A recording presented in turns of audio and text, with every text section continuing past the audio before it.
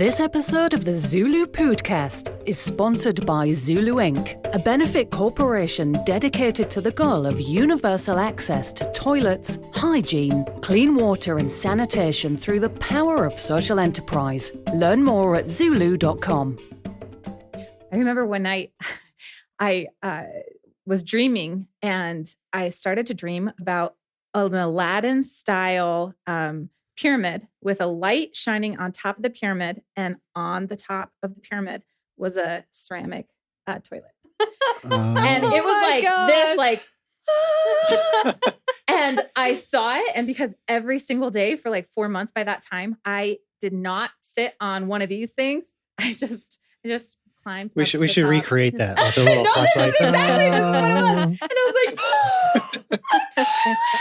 Oh my gosh. And I climbed up and I wet my bed. Yep. At 19 years old. It was so embarrassing because I was so excited about going to the bathroom on a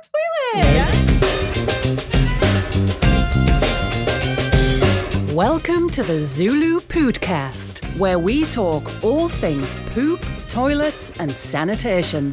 Through insightful news, impact stories, and quirky humor, we aim to discuss and highlight the critical role toilets play in whisking poop out of our lives, the impact toilets have, or lack thereof, in the health and wellness of humanity, and what ZuLoo is doing to help solve the current global sanitation crisis. Hey, everybody. Welcome back to the ZuLoo Pōōdcast. We are so excited to have you watching, listening in, wherever you're tuning in from. Welcome back. We're super excited because we have in studio today Jackie Skinner, who is just by a miraculous network of connections gets to be on the podcast and grace us with her presence. Jackie, welcome. Thank you so much. I'm so happy to be here with you too. Yes. Thank you. Well, we would love it if you would tell our listeners a little bit more about who you are and how you even came into contact with ZuLoo. What's your connection there? Sure. Okay. Who I am. So I am pup mama to Rosie. I am a Virginian. I am a whitewater kayaker, and I'm a lover of so many things, including the simple things of nature. Anyway, some of my journey has included I've been in the social development sector for most of my career. Was in education for a bit, and actually was Kelsey's geography teacher. Yeah, wild throwbacks. I mean, I need you to ask her a question, a geography question, and see if was she a good student? Yeah, she was a great. If we student. can both remember geography, the one term that we had it together. Maybe pick some African or Asian country and see if she could, Okay, Kelsey, tell me where Tajikistan is. Oh my God! What country does it touch? I'm gonna just.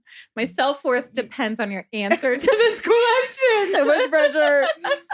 It sounds like Pakistan and Afghanistan. And so I'm just gonna shoot in the dark and say close to the Middle East. Hey, there. She's good. That's she had pretty a great good. teacher. I had a great geography teacher. Man. That's right, because if she said Australia, then it'd look bad on you, right? What Yes. did you really do your job? Yeah, so pretty good. That's like a B+ answer, probably. Yeah. I think. Right. Yeah. If it were multiple choice, I'd have, you'd a have a quarter better chance of getting that right. And I think I scored on that quarter chance. So love it. Well, what else? What else have you been doing since high school? I mean, that was 15 years ago. So during my undergrad, as well as while I was a high school teacher, during both chapters, I had the opportunity to live in Uganda. And both times, I really had an emphasis on working with teenage girls and the struggles that they faced, affecting their academic achievement in secondary schools. And so I loved that. And that kind of launched this curiosity around the power sport plays in the social development sector. Yeah. So I dreamed up a big project called Goals for Girls, and it was just a passion project. For a little bit. And at the high school that Kelsey went to, Timpu High School, I actually took the girls' soccer team to Uganda with me, working with war-affected girls in northern Uganda around leadership development. But it was just a side passion project. So went to Washington, D.C., worked for the Agency of International Development in the Office of Foreign Disaster Assistance and Food for Peace. And then this passion project, someone really believed in what they were seeing and the impact of it. And so they invested in the idea, and we launched Goals for Girls. And it ended up being a global platform for leadership development of teenage girls in so many countries around the world. And that was just such a beautiful, long chapter in my life. From there, I shifted to running global philanthropy for Young Living Essential Oils. And that's actually how I came in connection with ZuLoo. We partnered on a project in India, and it was just an awesome project to be in partnership with. And now I'm running a social impact program, a social impact company called Give Consulting. That's right.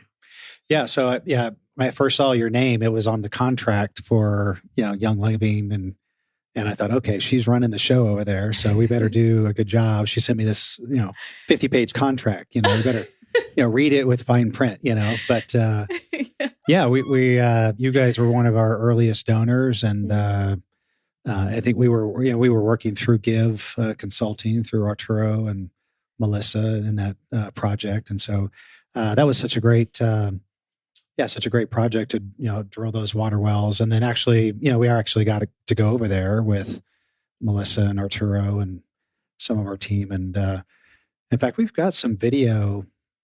Maybe we could splice it in somehow of when they would bless the water well, right? I don't know if I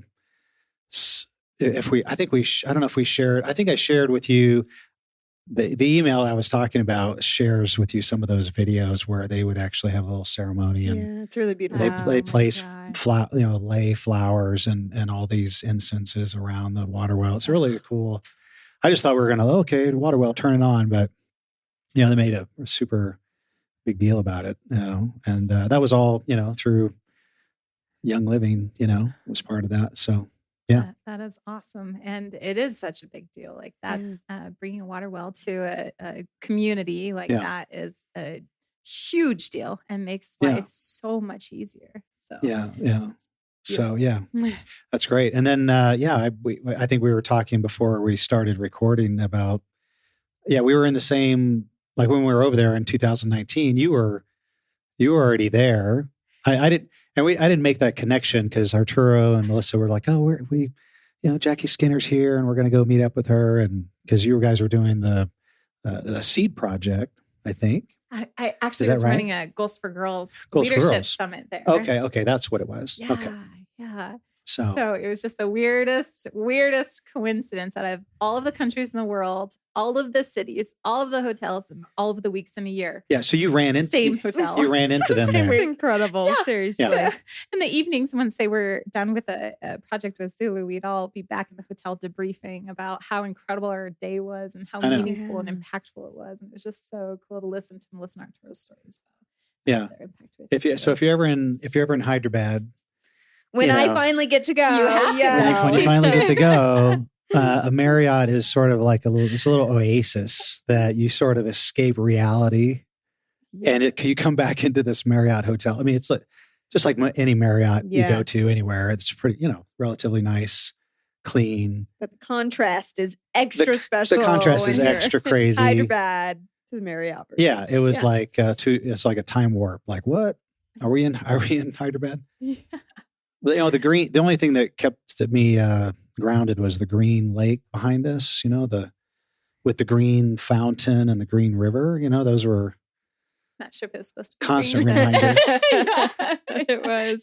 I'm like, this is either Utah Lake or it's Hyderabad. It's one of the two, Love it. So anyway, that was fun. Oh, yes, it was. Love India. Yeah. So where else have you worked? You worked, obviously, India, Uganda, you mentioned. South Africa. So Tajikistan, actually. Cruising at Kelsey. So let's see. Peru. Where else? My brain is fried. So while with Young Living, we ran a school in Ecuador. Did some human trafficking initiatives in Ethiopia. Lots of other places that I can't remember right now because my brain's broke. Because you've been so many places and met so many people and done so many things. Mexico. Wow. Lots of places. Lots Nepal. of places. Yeah, lots of places. Awesome. We're so glad you came all the way to Provo Oh, thank you. to shoot this. Oh, you drove up from Arizona just today, right? Yes. Yes, I did. That's right. Awesome. Love it. Cool. Well, Darren, will you hit us with some Poo-News? And then we'll be happy to chat a little bit more, but I'm interested to know what's been going on. Boy, it's a deep dive today. Uh-oh. Deep dive. It's actually bad news. Some bad news. Okay. Apparently, Starbucks, right? They're kind of ubiquitous around the country, around the I think world. I've heard of them. They've said publicly that they're going to start. And when you're in a big city, like if you're in New York or wherever, you can always. It's kind of like this little oasis. You kind of know you can go to a Starbucks, you can find a clean restroom, you can get something to eat or whatever. Yeah. They've said publicly that they're going to start limiting their use of their bathrooms to only paying customers, which is kind of like a step backward, in my opinion. It's a bad PR move, Starbucks. That is. Yeah. I'll cast a judgment. Yeah. That's terrible. So, yeah, because that's sort of a common thing. Like if you go to Europe, for example, like, where, you can't even find a place, right, to go to the restroom. And, in most cities,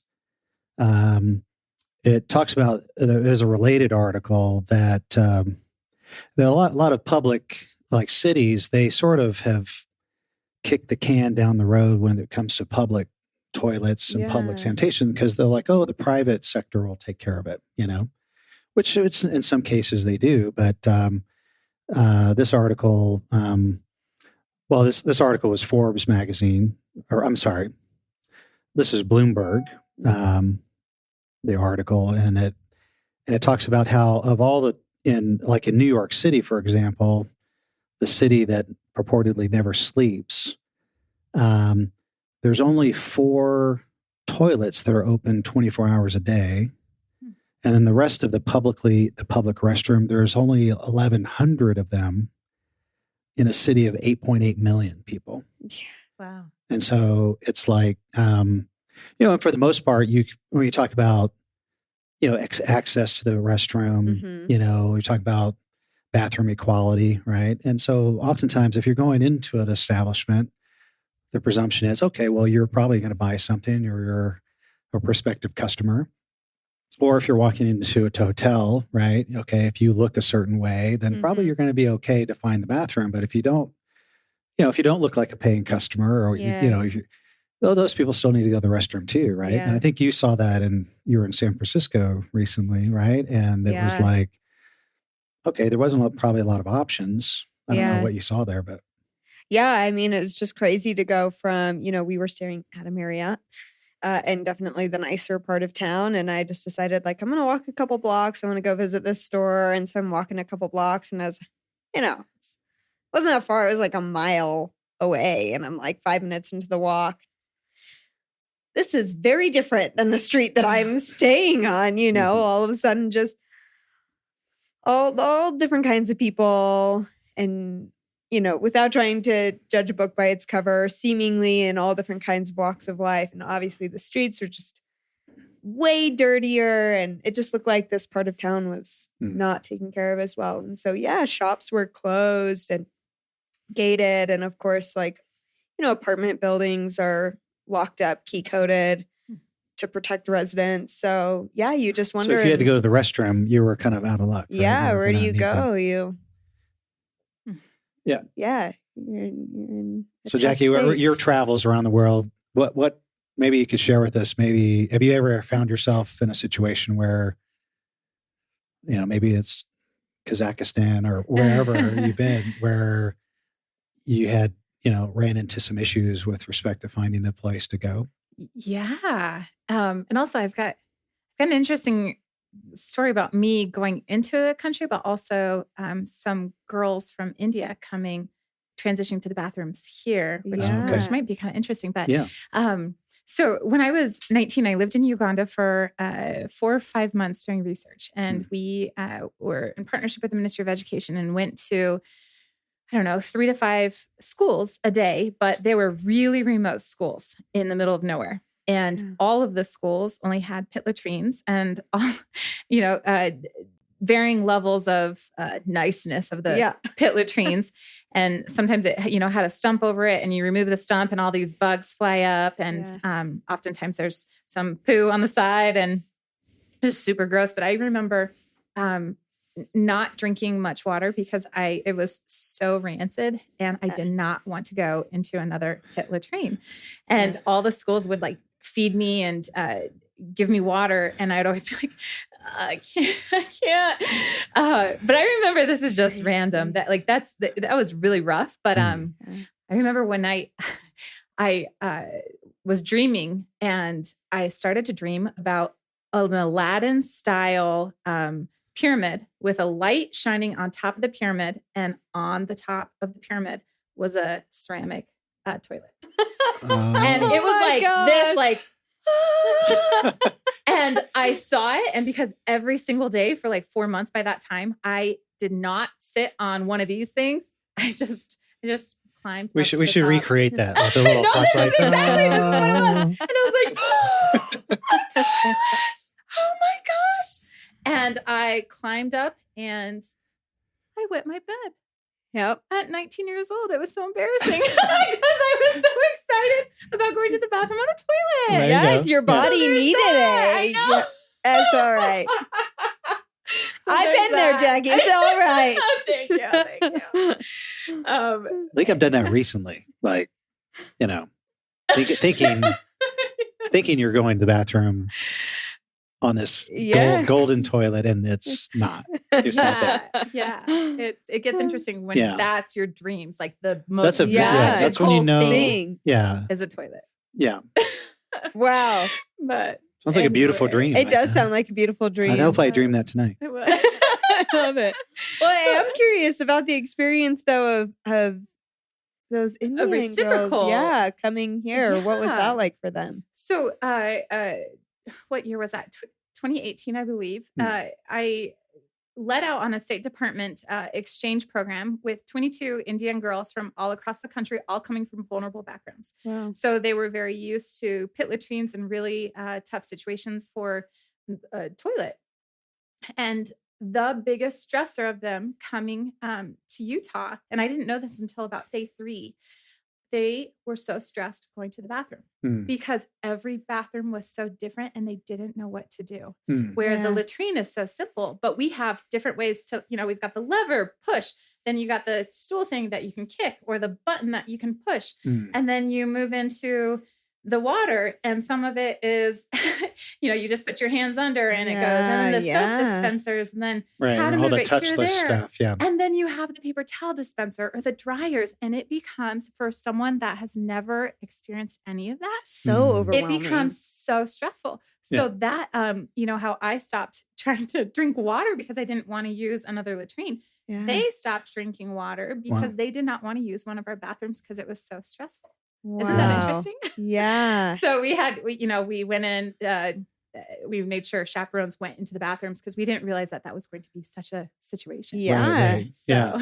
Yeah, you sort of think, right, that it's going to be some celebratory sort of experience where they're like, look at this amazing technology. I don't even have to touch I'm grateful when I don't even have to touch a button. Yeah. I just wave my hand and walk out of the stall. Yeah.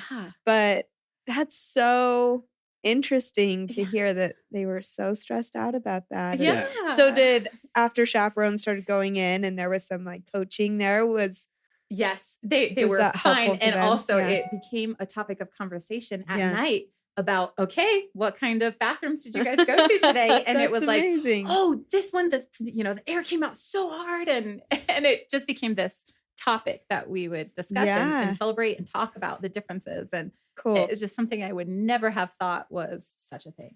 So, Yeah. Yeah. Yeah, a friend of mine went to China, and they called the toilet that you sat down on a handicap toilet because all the rest of them were squatters, right?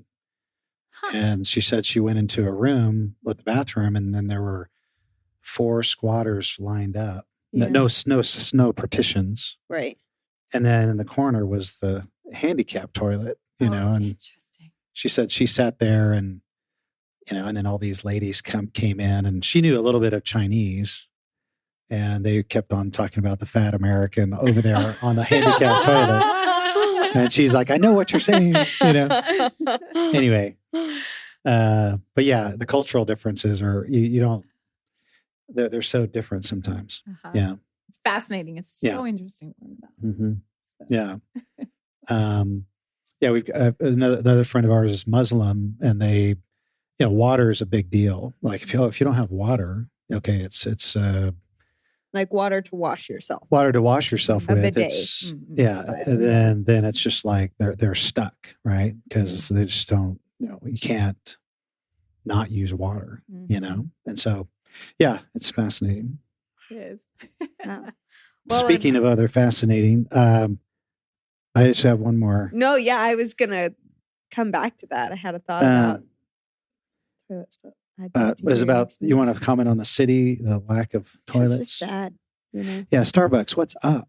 Starbucks. We're Also calling just you public restrooms. Calling There you is a out. public restroom desert, which I think started in like 2020 when that, all started to get shut down. But it was a big crisis, especially the in article homeless talks about, communities. the late 1800s, early 1900s, public restrooms were seen as a necessity to clean up the cities, right? Right, yeah. And then over time, it's sort of the upkeep of those public restrooms have dilapidated and they've been closed, and then the expectation is, the public sector will step up and do it, which is obviously an expense, but they're really doing it for their customers. They're not just doing it for the general public, right? And so, anyway, it's just sort of a thing going on, right?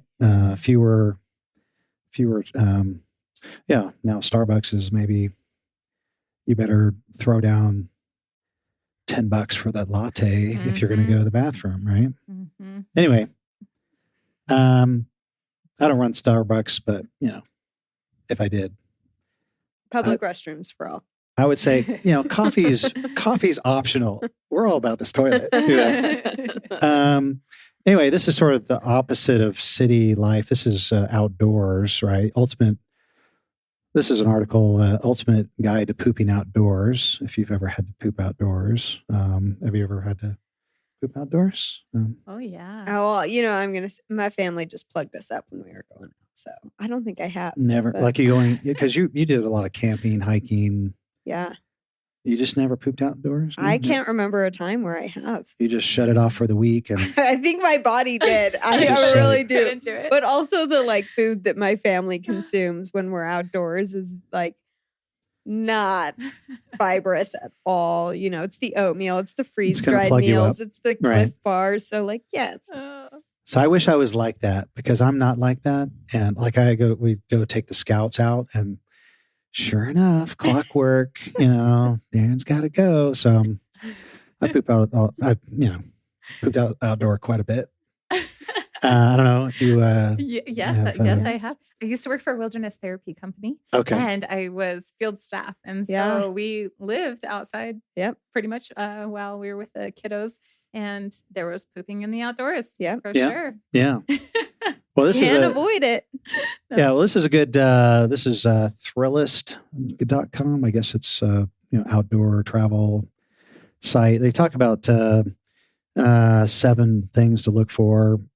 Find a suitable location. Well, that seems obvious. Away from the trail, inconspicuous. Always a good idea. Dig a hole. Okay. Yeah. Good idea.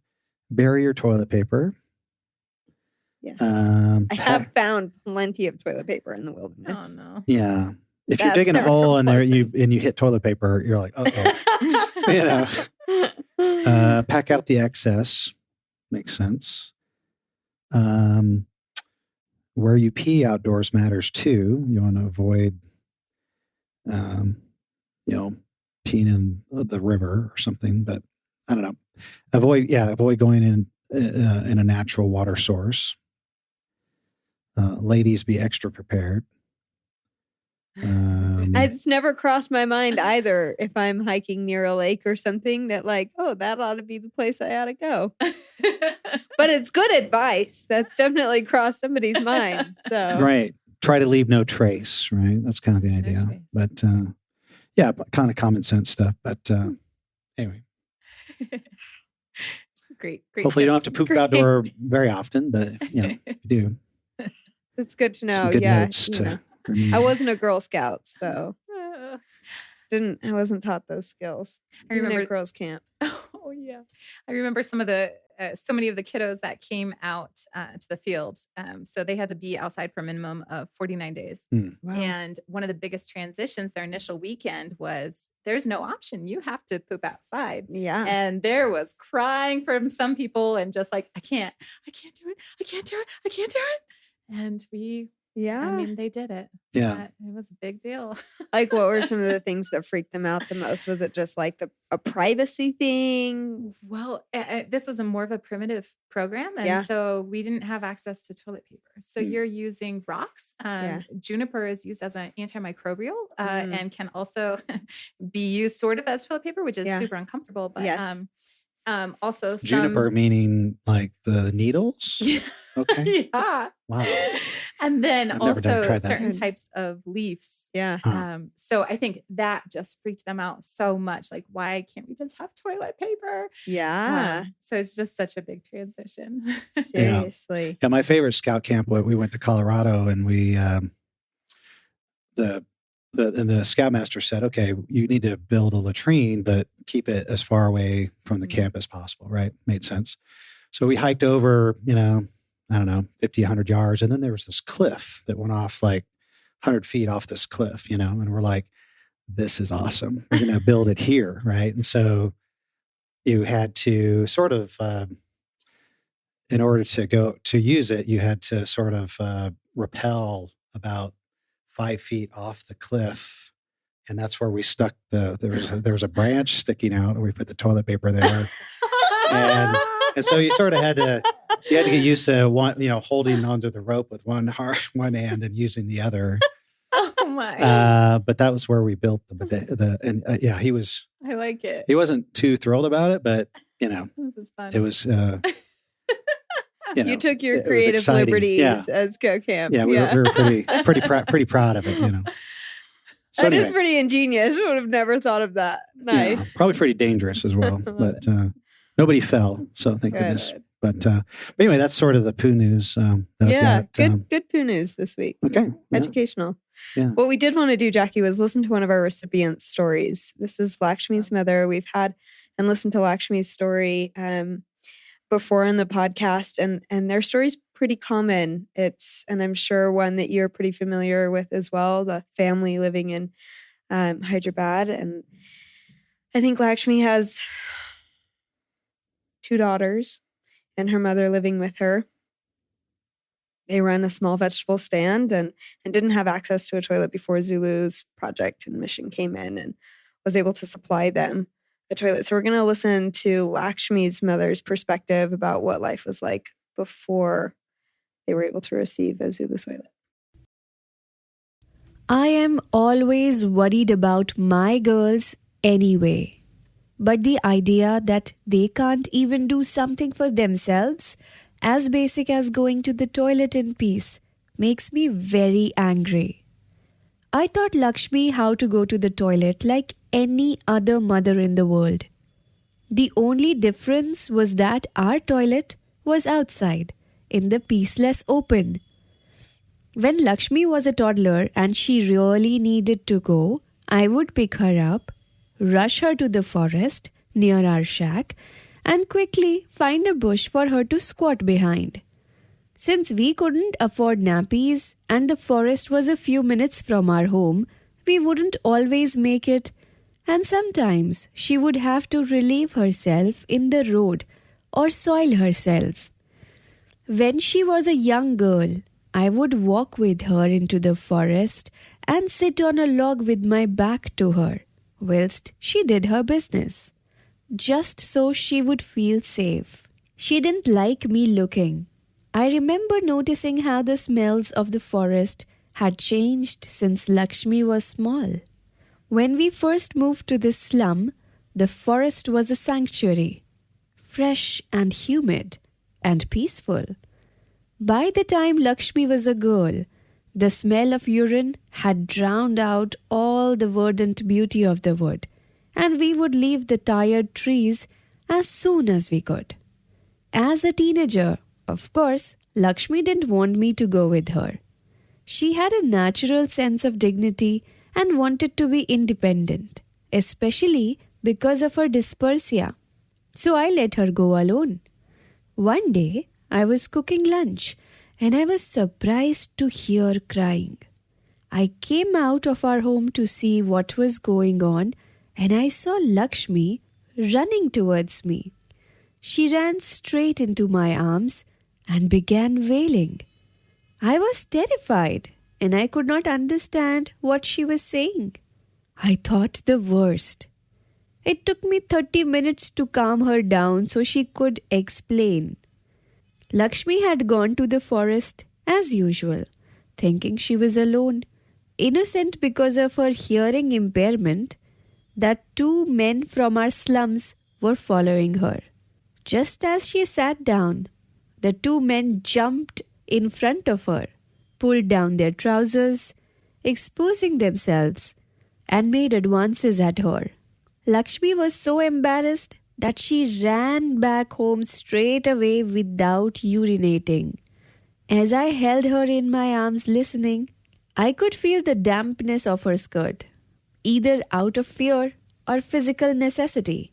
She had urinated in my arms. We feel immense gratitude to ZuLoo and Sapid for bringing toilets into our lives. As women, we can now live more independently, safely, and peacefully. We can go to the toilet in our home and we don't have to waste our time and energy traveling miles just to do what our bodies have to do. As a mother, it has taken away a layer of stress, giving more peace with my girls, more time to teach them other skills they need to survive. Comments? What a heartbreaking story, and also how what feels like a simple solution is completely life-changing. That was that was a very powerful first-hand encounter of someone's circumstance. So yeah, thank you for playing that. Wow. Yeah. Thank you for allowing us the money to go and change that life. That's awesome. Young living, but yeah, that's awesome. Yeah, it was. I'm constantly amazed how far dollars go in India. I mean, we're doing a project in Peru, and the cost assessment was almost double. As far as like materials and labor and all of that. And so what our project in Puerto Rico was like, we could have built like 10 toilets for the cost of what we're doing in Puerto Rico, right? And obviously it's different, different systems and different technologies and different cultures, right? But still, as far as like, still around $350 goes, we're able to fully install a fully functional toilet. And, Wow. $3,500, we're able to drill a water well, which is like still amazing to me. It's like you can literally provide water for 6,000-7,000 people for that a little amount of money, and I'm just like, okay, that's amazing, Oh yeah. Yeah. So anyway. Yeah, and when you consider, even in these different places, wherever it is around the world, the impact of having a toilet is basically the same. Mm-hmm. It's an increase in dignity. It's an increase in greater economic value for the community, but also for individual families and individuals trying to just survive. It's, for a lot of people, a safety issue, just like Laxmi's daughter, right? Like, you don't know. Her daughter had a disability, and so, okay, you're already at a disadvantage. And so this evens the tables a little bit there. And so whether it's India, whether it's Peru, whether it's Tajikistan, wherever that is, wherever in the world that is, a toilet brings peace and prosperity in so many different avenues. And so I just feel thankful on behalf. I mean, I'm thankful for my toilet every day, but I feel thankful on behalf of Laxmi and her family that peace can now be in their home, right? And it can be afforded even to other family members and friends who they can now act as a resource to as well if they choose to use it as such. So, yeah. That's cool things to consider. I definitely plan to share this podcast, but for anyone in my network that hears this and wants to know how they can support and contribute, knowing financially how much some of these solutions cost, what do they do? They certainly can go to ZuLoo.org. That's our website. They can listen to these podcasts. They can, read the stories. They can donate there to the nonprofit if they want to. You can, if you want to donate a toilet, you can. If you want to, donate a water well, you can, or even just a fraction of one. They can do all of that. So ZuLoo.org. Great. So. We welcome important work. Thank Awesome. you. Thank you, Jackie, for being on the show. Thank you for the amazing work that you do around the world and facilitating good and so many different individuals' lives and communities and governments even. I mean, I just feel like you're in all these little corners doing all these amazing things that have these massive impacts. So thanks for taking the time out of your busy day to we want to give you a gift of a toilet. Oh, yes. I was hoping I would get one of these. And, you got to have one of these to go with it. They kind of go hand in hand, literally. Yes, they go hand in hand. So I'm going to build a pyramid now for my nightstand to put this on top of. This is perfect. I'm going to send you a picture. If you wake up in the middle of the night and you see that, don't try to use it because it's too small. Gifts in the world are these toilets. I do love that. It's not an actual functioning toilet. Okay. So, Gotta remember Darren's legal disclaimer. That's right. ZuLoo cannot be held responsible for any use that you do. Thank you so much. Yeah, well, we're so glad you were able to come on and close that loop with Young Living, and we're want to keep in touch, and I guess you're off to Nashville tomorrow, so that sounds exciting. So. Yes. I love it. And thanks for partnership and being implementers on the ground and making these things possible for communities that need it most. So it takes a village to help lots of these communities. And so thanks for the partnership. Awesome. Thanks, Jackie. Yeah. And to our listeners, thanks for tuning in. We're grateful to have you here. Remember to subscribe, like, and share these videos with your families and friends. And we'll see you next week. Thank you for listening to the ZuLoo Pōōdcast. Follow us on social media at our links in the show notes below. To learn more, visit our website, ZuLoo.org. If you liked the podcast, be sure to subscribe, like, and comment. For even more ZuLoo fun, send us an email with your toilet stories to podcast@zuloo.com for a chance to be featured on the podcast. This episode of the ZuLoo Pōōdcast is sponsored by ZuLoo Inc., a benefit corporation dedicated to the goal of universal access to toilets, hygiene, clean water and sanitation through the power of social enterprise. Learn more at ZuLoo.com.